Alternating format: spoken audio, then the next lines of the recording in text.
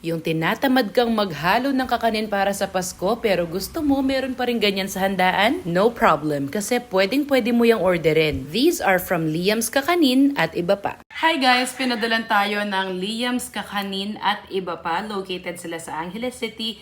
This is a home-based business.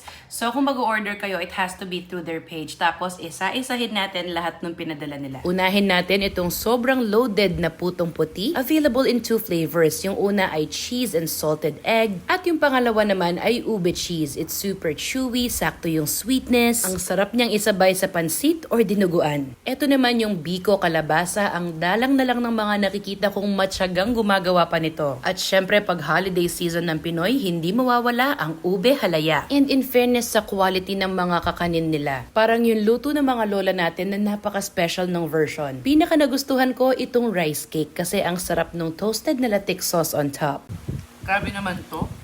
Meron ding macaroni salad. This one lacks a little bit of sweetness for my liking pero hindi rin tinipid sa sangkap. But their baked macaroni is such a winner. Classic Filipino style, very saucy and meaty tapos marami ring cheese and it comes with toasted bread. Ito yung perfect na ambag sa mga handaang pupuntahan mo this holiday season or pwede ring pang regalo or to enjoy by yourself.